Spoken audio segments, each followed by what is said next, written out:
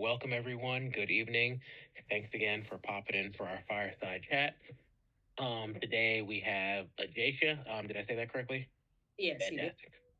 Great. All right, Ajaesha, senior QA at id Software. Here to give us a spiel about the ins and outs of quality assurance. So, if you would like to start with a brief introduction of yourself. Yeah, I'm Ajaesha Williams, also known as AJ, also within the server here.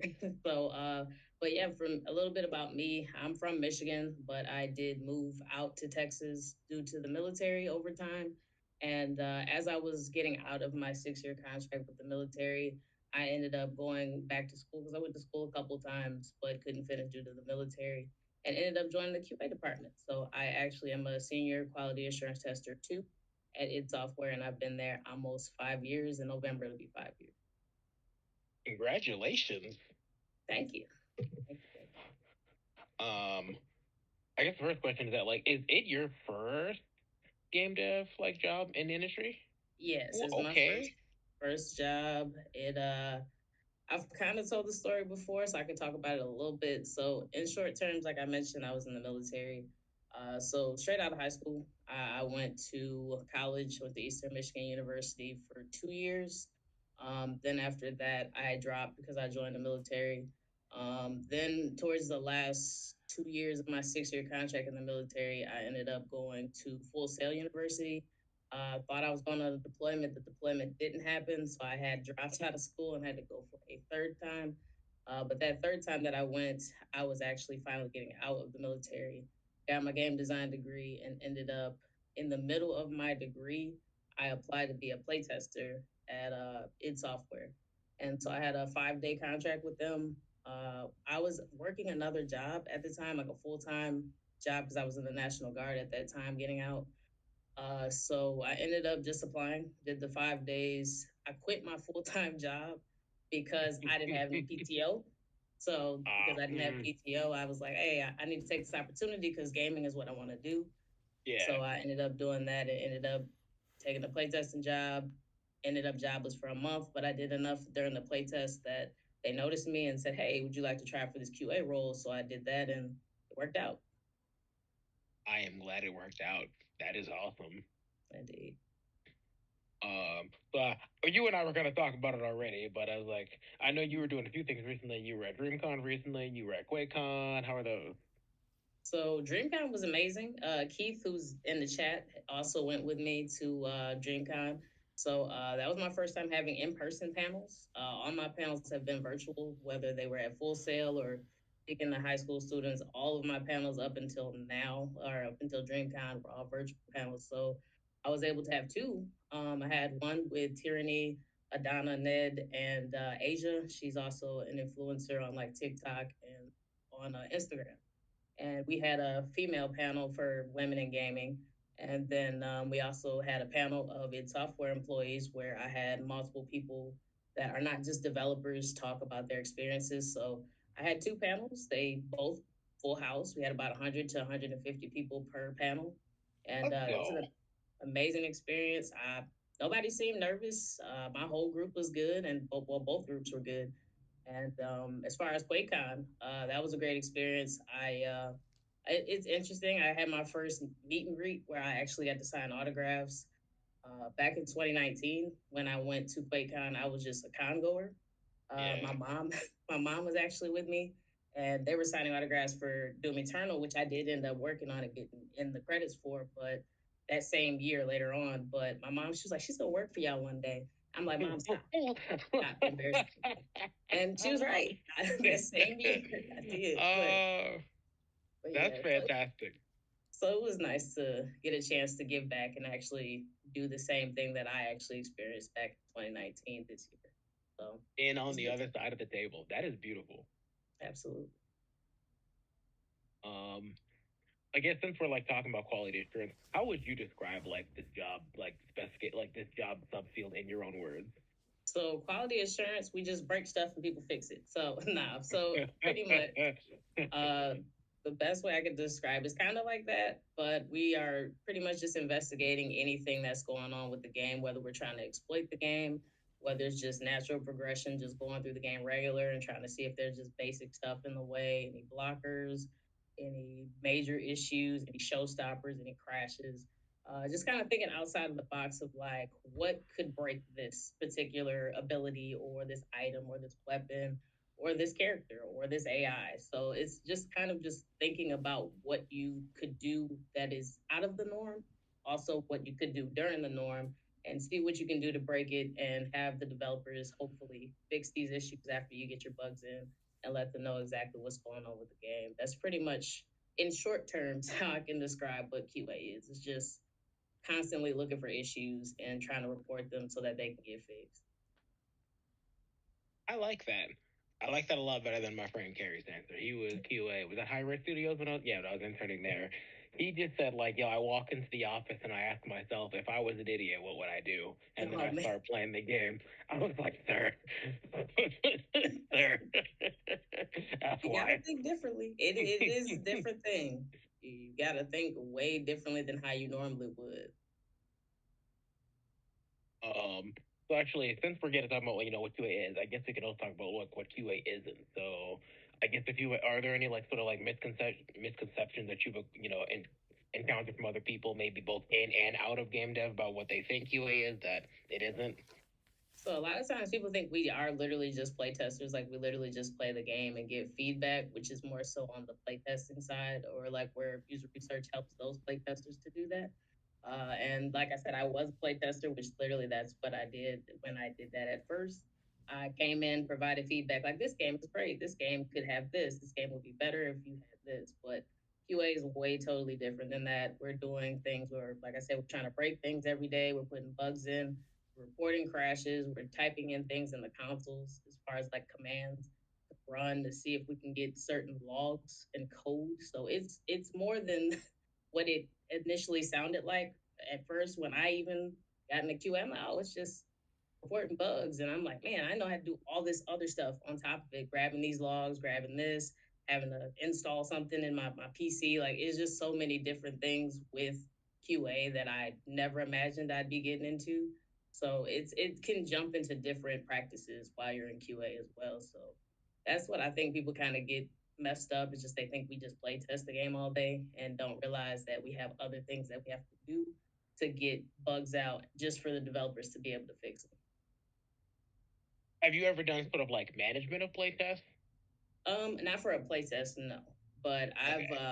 but I myself, I am like I said, I'm a senior too. So right now, I'm kind of in a not management role, but I do oversee just the QA testers and senior QA testers. So I do a lot of documentation, a lot of admin stuff, a lot of like I mentioned to you earlier. I didn't say it while everybody else was in here. Like sometimes the builds are on fire, sometimes things are not going well. So I have to reach out to people and say, hey, this is broken, and talk to a lot of the producers. So I do work closely with a lot of the producers.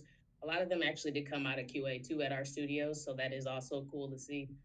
So I do work closely with a lot of them and just letting them know like, hey, things are going on the QA side. We need help and we need a new build, or if you can give us this new fix, then I can make the builds for you. I even myself have had to create builds. So it's like I mentioned, QA can you can do a lot of different things in QA. So but that's the only thing I can say about that.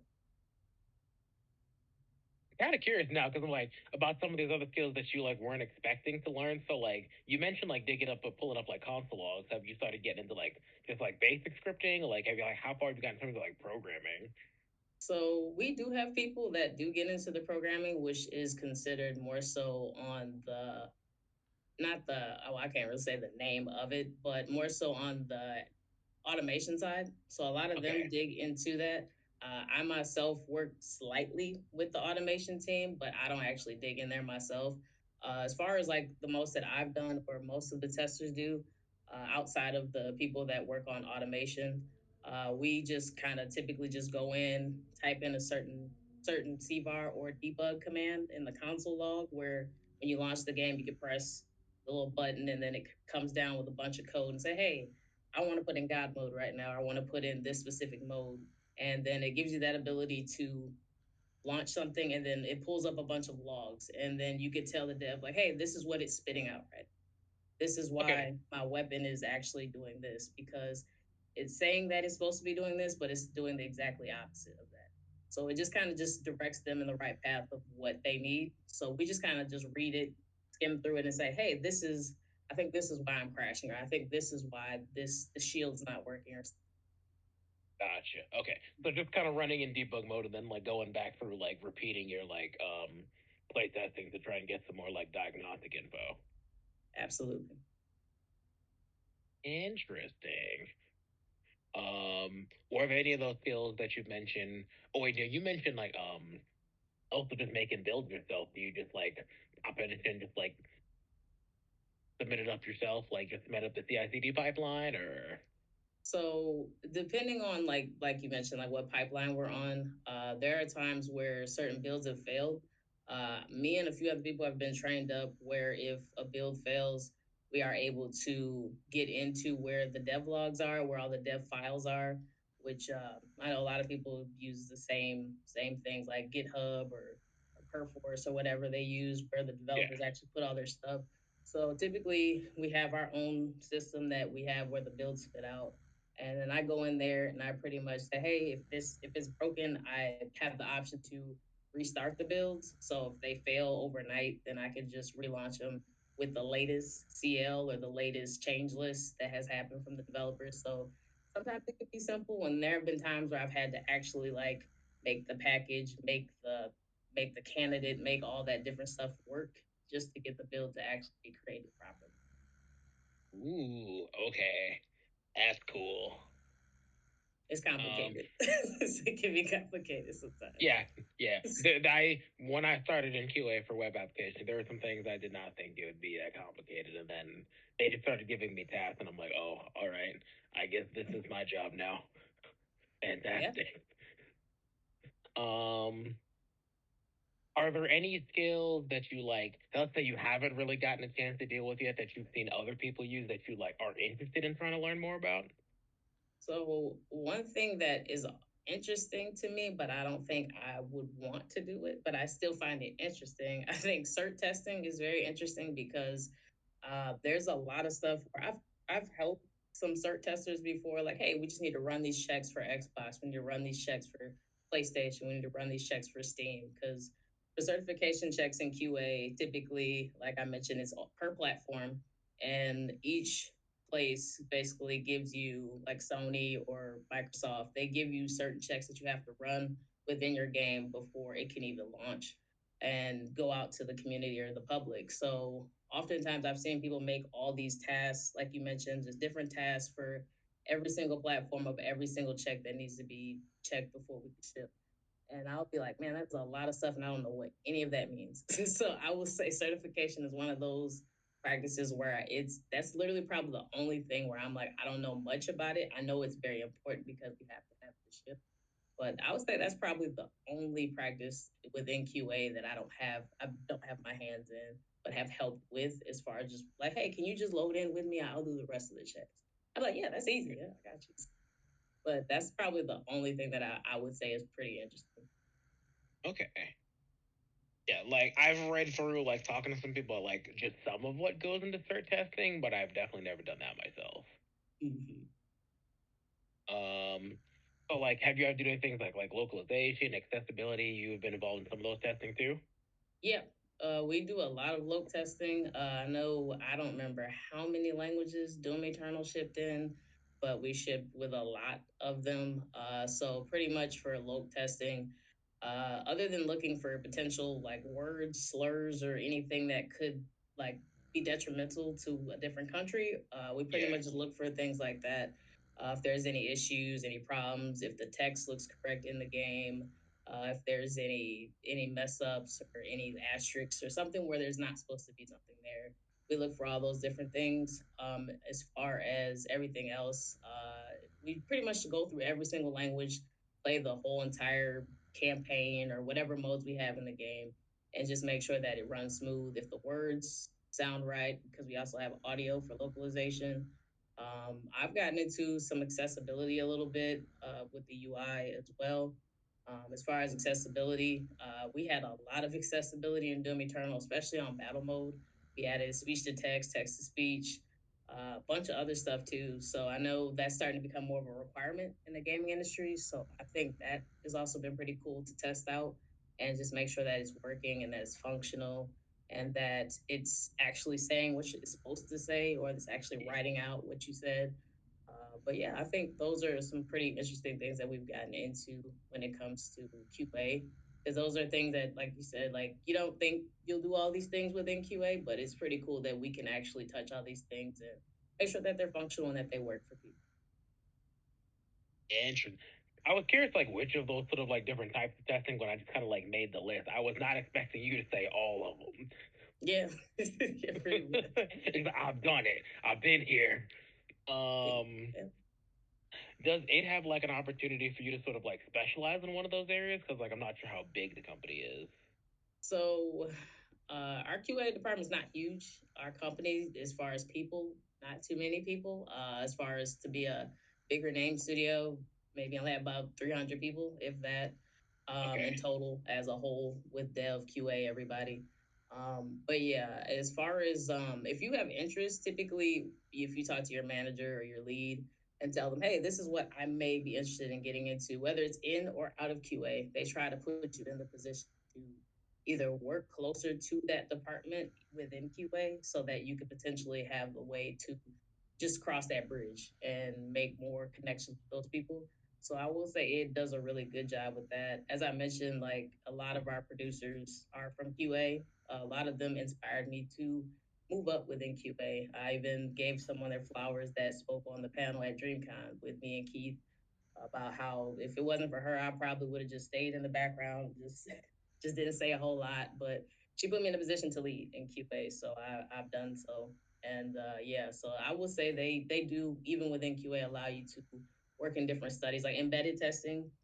We have embedded testers, people that work specifically with certain features or UI or AI or specific things like that. If you have interest audio, like if you have interest in specific things that you know you want to get into, even if it's outside of QA, we typically try to put people in that position to work on things that they're actually interested in.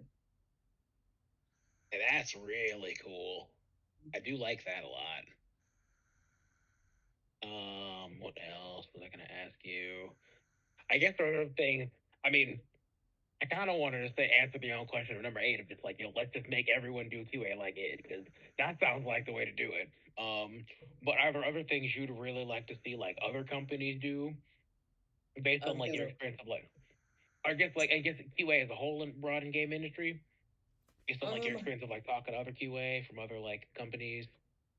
I would say that I would love to see more people accept QA because, like I mentioned earlier, I do feel oftentimes we kind of get pushed aside. Like our job isn't as important as devs or others. I won't say like everybody's that way. Like our company's Yeah, not like that, but a lot of people sometimes are like QA is not dev. Y'all just here. You know, like some people yeah, kind of not belittle us, but sometimes like we don't get yeah, the same love that everybody gets. So. yeah. No, I like would QA doesn't matter until there's a bunch of bugs. And pretty then it's much. like, how did all these bugs get here? And I was like, that's crazy. Like I'm like, you want to fix them? Like that's what we're here for. We're here to bring them to you. But yeah, I just would love to see more people treat QA with more respect and just to know like they are important to the development life cycle. And if it wasn't for QA, the games would ship horribly. Like most developers, if we're being honest, don't really play the game at all. and Yeah, they literally make their things, they put their things in the game, and they don't actually play throughout the level. They're more concerned about what they put in the game more than the entire game itself. So QA, we're literally playing everything. We're checking every feature.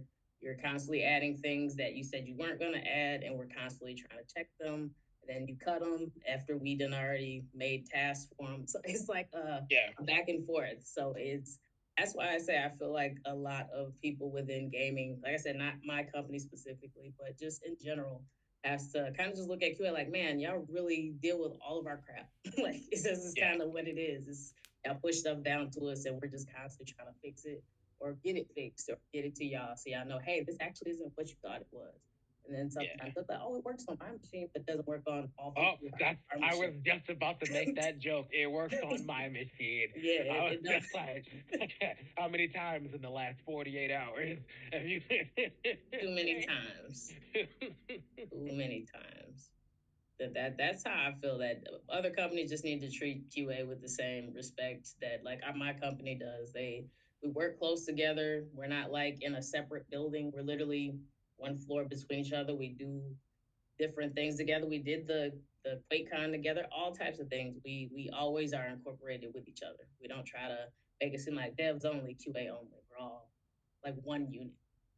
I like that. I guess I'd say like who do you I guess in some of the other departments and divisions, who do you probably spend the most time like coordinating with? As far as like within my company, Yeah.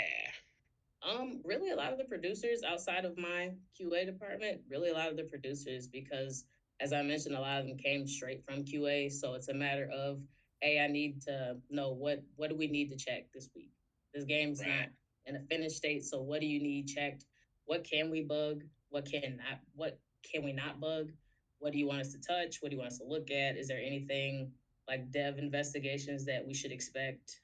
Just kind of just looking for things that they need from us at a timely manner.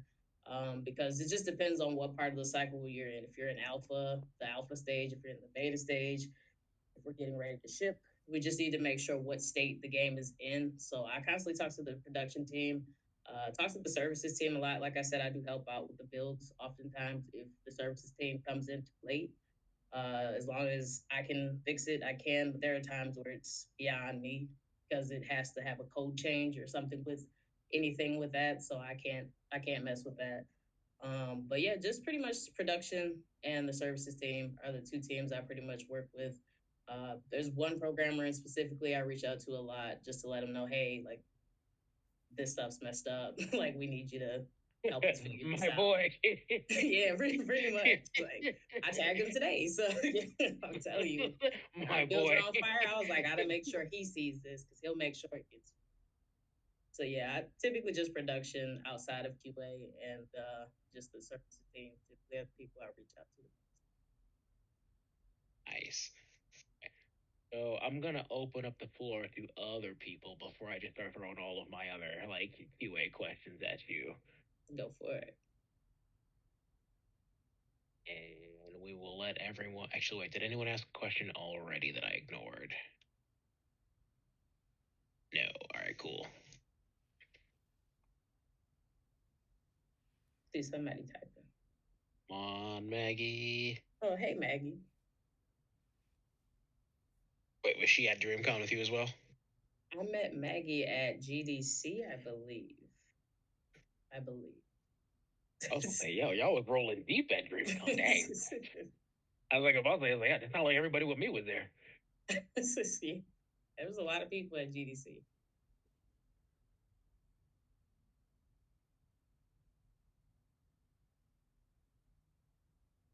I What's know I up, just Sky? See you.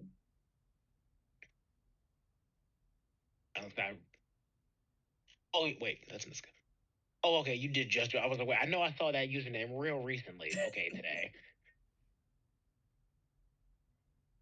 They said, where do you see PlayStation fall within the QA space? As far as playtesters go, I wouldn't say that they're nothing like QA testers because there is obviously some relation because it just depends on how well you play the game. Like I said, I came from playtesting 5 days to not working for like a month and then going into QA. As far as playtesting goes, it really is just actually just getting a feel for the game and just telling the developers or telling the user research team technically that hey, this game makes me feel like this. This is how I feel about it. This is what could be different. It's just kind of just giving your opinion and how you feel because they go based off of basically how the player feels. They want to make sure that the game is being made for the player. Um, Thank you, Chad. But yes, so they just want to make sure that because we'll have different types of play testers. We'll have play testers that love the game, and we have play testers that have no interest in our type of game. So it's purposely done that you don't have the same type of player in that room so that you could get different results and so that we could decide, hey, this is, well, like I said, this is more of a Keith thing, but where Keith can go or his team can go for user research and be like, hey, this is what these players are saying, and they could bring it to dev and show them all these graphs and all this information and say, this is what the players are feeling and how they feel and what we could do differently. And then also pass it on to QA. Sometimes the playtesters will find issues that QA will have to investigate and fix so that they can get a cleaner build. So I will say that that's about as close as playtesting and QA get to each other, but it's not like we actually talk to the playtesters. We don't interact with them ourselves. That's more just user research side than us. I hope that answers your question. Okay. Yeah. Yeah, I was like hoping that answered it. No, it's just like there's some overlap, but there's still fairly clearly distinct roles. Yeah.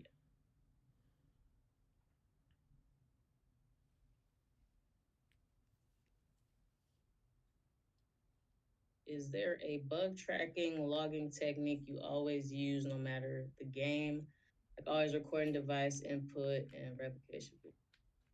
So for me, I use OBS a lot. There's other stuff to like record any of the issues that I'm hitting. Other than using OBS, obviously just the regular whatever your computer comes with, the video equipment or software. I just kind of cut wherever I don't need this specific part of the video up until the point of the action and the endpoint. So I try to record before it happens, and sometimes there's the record after button, so it could get the last 30 seconds, kind of like how Xbox or PlayStation has. So that's what I say for that. But as far as the bug tracking logging technique, yeah, I just we use Jira, just like pretty much everybody on Earth.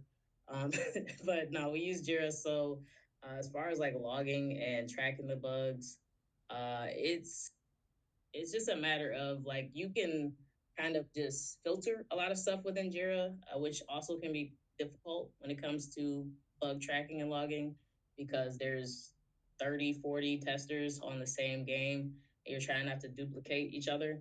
So you oftentimes have to search keywords, but the problem is we don't all put in bugs the same way.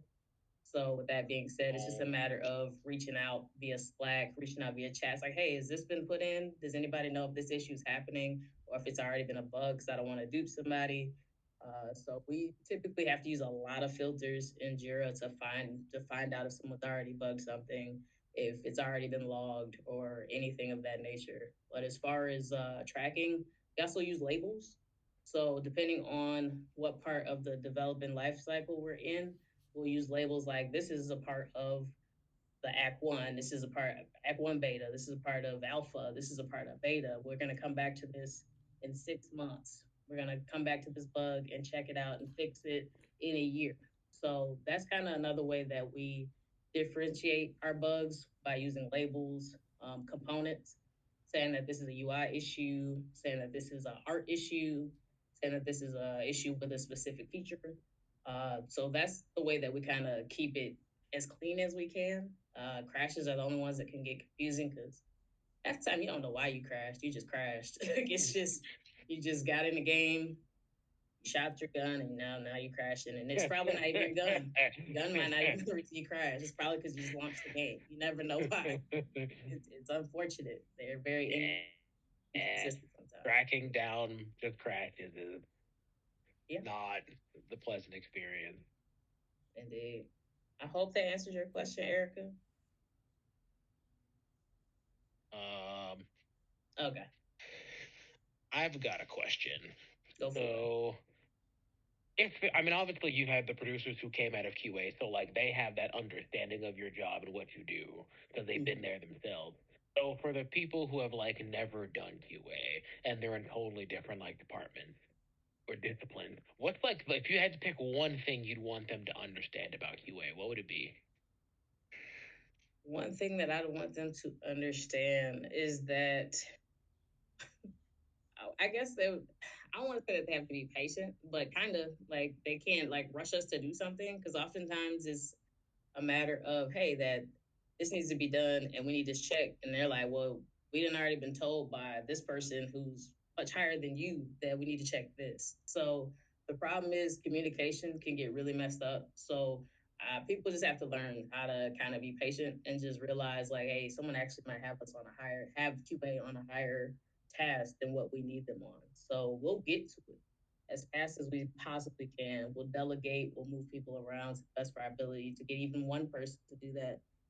But it's just a matter of just them learning how to just be patient and understand like we have things that we're doing too. We're not just sitting upstairs or sitting at home working remote that day, just twiddling our thumbs just because we want to. Sometimes there's literally out of our control. Like we just have to wait till the build downloads. We have to wait till we got a stable build. Like it's just so many things that prevent us from being able to work or be able to get to what they need us to. We already have other things that we have to take care of that are technically take priority over other people's stuff.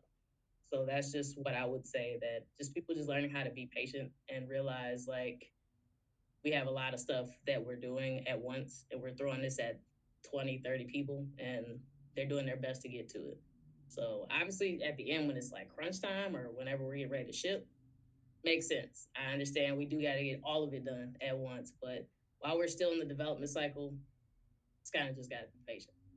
That's what I would say. That's a lot nicer than me. Because when engineers start playing, I'm like, well, did you test this code before you pushed it up?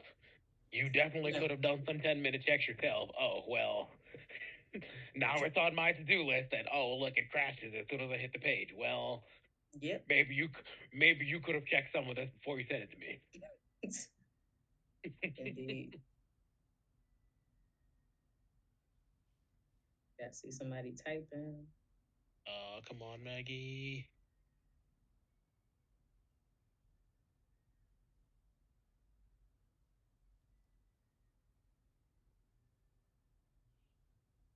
I'm curious, is that what you're thinking you might want to try and go towards next, more to sort of like management of QA? Um, to be honest, I do have my degree in game design, so at some point I do want to get out Ooh. of QA. So I Okay. have been, like I said, in QA for about 5 years. My areas of interest, I've even talked to a few of our people in Black and Gaming about it. I would love to branch off either into somewhere in the gameplay design or into UI art. Those are the two areas that I've had the most interest in. And I've talked to a few people, have a couple of mentors. I've even did a little comic on my spare time about because when I was Boy. yeah, I have a little comic, but it's about my time working as a CO and as a correctional officer because I did that for 2 years. And yeah, I just make jokes of it. It is all factual. None of that stuff in there is fake. It is all real, unfortunately. So I'll make sure to share my links in the chat when we get toward the end. Once we get towards the end of it. But yeah, I've definitely been doing a lot of stuff to kind of just build my portfolio back up because I know being in QA that has been uh, it's maybe a little stagnant. It has pushed me away from what I was once passionate about because I've been more focused on getting stuff done. So that's Yeah. what I'll say. I do still love QA. I do enjoy it, but I do know at some point I would like to branch out of it and focus on the stuff that I actually went to school for, which, like I said, was either UI art or gameplay design. So those are the Okay. things. Ooh. We got some fans of this comic. Now I gotta check it out too. I got you. I mean, it got some errors in it here and there. Like I know there's a few times I've messed up a letter and a word or something, but I'm gonna Now I know redo it. it's amazing because you try to downplay it like, oh well, nah. But nah, I post them on Instagram. On I have a different Instagram page specifically for my comics. I'll eventually talk about my time in the military as well, but I'm gonna finish out my CO days and get those last few comics out, which I'll probably put a new one out next week in What? 2 months. So I took a break because of DreamCon, QuakeCon. Had to go to Michigan, take my mom up there literally just a couple days ago. I've been busy, so I'm definitely gonna put a new comic out. Maggie, you sure you don't want to? Okay, she crossed it out. I think my question was It was pretty her similar to question. hers. Yeah. Where do you see yourself 10 years from now in the game industry? Kuma, 10 years from now, to be honest, if I'm not still at id at that point, I would love to have my own company potentially. I would love to make my own games that are in my brain. It's nice to help with games. It's nice to put things in games or tell people to fix things so you know that I made an impact on this game. But I myself would love to have at least put my own game out there by now, where I actually got to see the whole project through outside of my project in school at Full Sail University. I would love to actually put something out there where I'm like, man, I actually made that. Like I always look at like Cuphead and all these people that went from not knowing anything about the gaming industry to making biggest one of the biggest games of all time. Like I would say that's pretty much where I think I could see myself in 10 years, kind of either already putting out my own game or have my own studio if I'm not still at it at that time. If you take over it, is that a plan in 10 years? Take over it.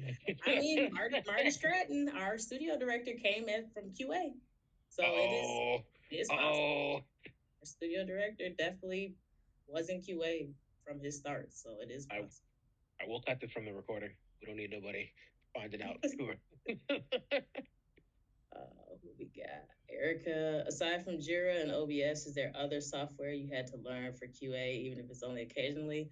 Um, as I mentioned, they have thrown so many things on top of me that I there are some things that I have learned. I had to learn how to do servers. Like uh, Doom Eternal had battle mode, which was the two player demons versus the Slayer, which actually was the stuff that I worked on when I was on Doom Eternal before the DLC 1 and 2 came out. When I first joined QA, I was working at the end of Eternal, like right before Doom Eternal shipped. I joined November of 2019. Doom Eternal shipped in March of 2020. I just barely made it to the credits. Yeah, I came in as a contractor but got full time after we shipped.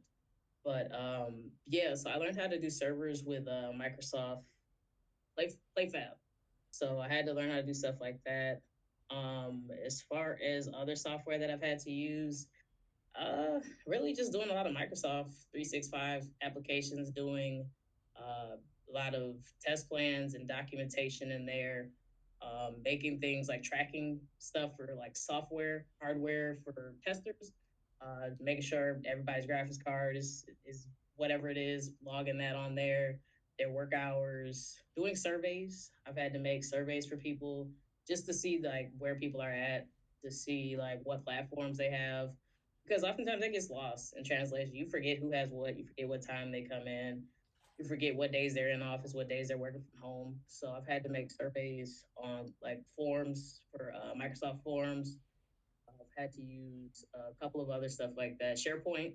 I've had to use SharePoint several times to make documents and test plans. As far as test plans, to describe that a little bit, because I've said that without explaining what that is for people that don't know. It's just per se, I make a test plan for this cacodemon, right?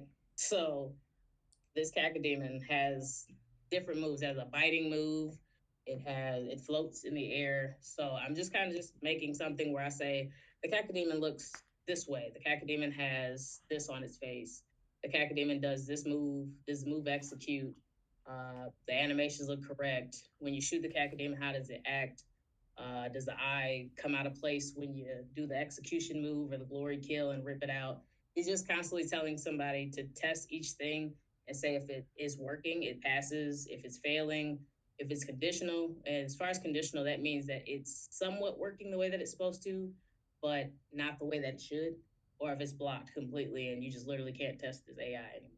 So it's just taking a feature or an AI or the character or the map and just basically just saying each step of how you complete this map or how you deal with this AI or this person with the test plan, and that's how you do that. So yeah, that's a lot of the stuff that I've done, Erica, as far as outside of like learning Jira and OBS. I've had to learn how to do all those different things within Excel, making servers for multiplayer and everything. Um, Chad, what teams tend to be the best allies to QA? The teams to be tend to be the most adversarial, or I probably said that wrong, or interact with most friction. All right. The best teams, as I mentioned, has been production because we are cool with a lot of them. The production team has been very helpful. They tell us when we're messing up, or hey, I remember when we was in QA, this was like this. Maybe I should go back to doing this. They give a lot of advice, and if it wasn't for them, I don't feel like we'd get as much respect as we do with our devs. I feel like they kind of protect us a little bit to make sure that they realize, hey, QA is important. Don't ever like bite the hand that feeds you or that helps you. You know, so I feel the production team is really good at that. The IT team is really good as well. But yeah, I feel honestly that is definitely the production team. But the teams that give us the most problems, um, I don't know. I don't know what team really gives the most problems, but we do have our issues here and there, where some people will want something a certain way and can be really finicky and picky about how we do certain things. And instead of addressing it to our lead or someone else, they kind of come off kind of rude to us. So I don't remember exactly what teams they worked on, but we've had definitely a couple people make sly comments and remarks on how they want certain things done or a certain email typed up or a certain uh, bug the way that the title looks. So it just depends on the person. You never know who you're gonna piss off that day. I guess that's the best way that I could put that. But I've never had a specific group tell me like, "Hey, y'all doing bad today." It's just been specifically like one or two individuals that have given us problems in the past. Must see Johnny's comment.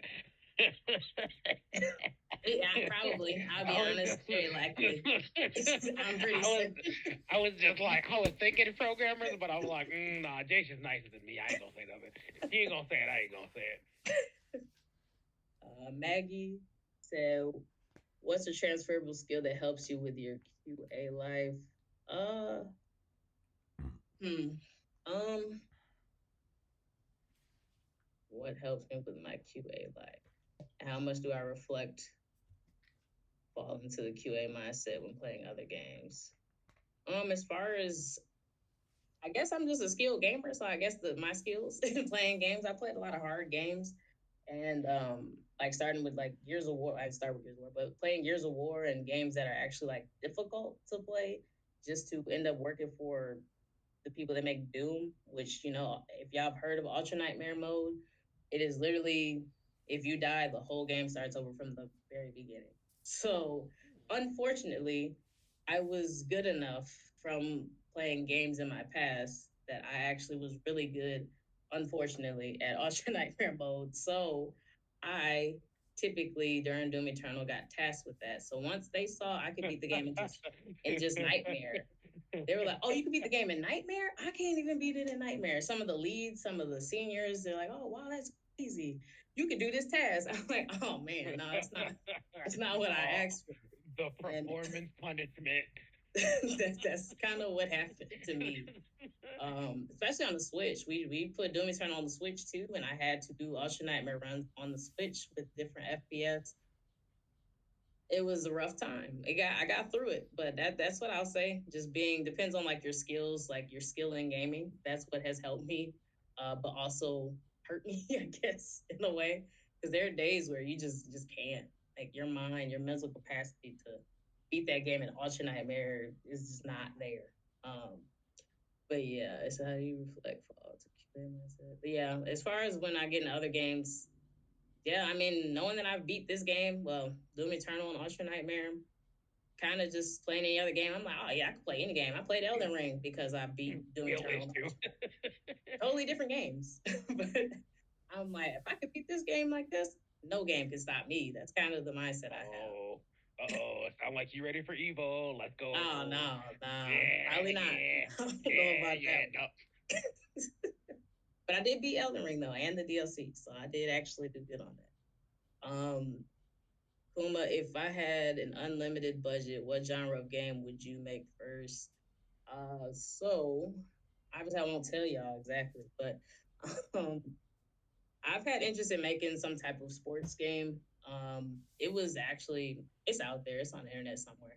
I pitched it for Full Sail University. I pitched it years ago. I graduated in 2020, so I mean that's not that far, but far enough. But I pitched it, and I was like, you know what if I actually made this game? And it's more of like a, I'll just say it's like a dodgeball game, but it's not exactly dodgeball. It's not like that one game that came, Knockout City, is totally different than that. But I came up with an idea of like dodgeball with a twist, and I wanted to put that out or make it. And I've just been so deep into other stuff that I just never got back into it. But that's what I would do. That would be the first game that I would go into.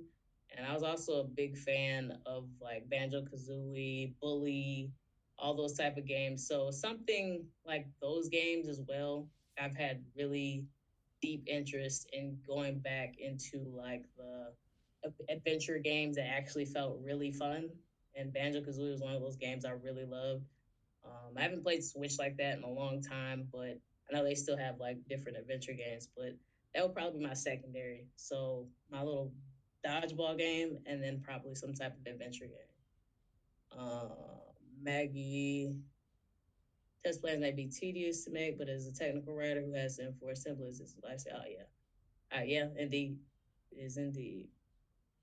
Who else had the question? Did you ever have to interact with the game designers and artists by chance? Yeah, I was actually in a UI meeting recently. I had to be in a meeting with the UI artist.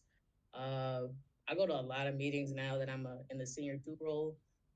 So a lot of times they will just kind of call us up and say, "Hey, we need some QA presence, and we would love for XYZ to be in here."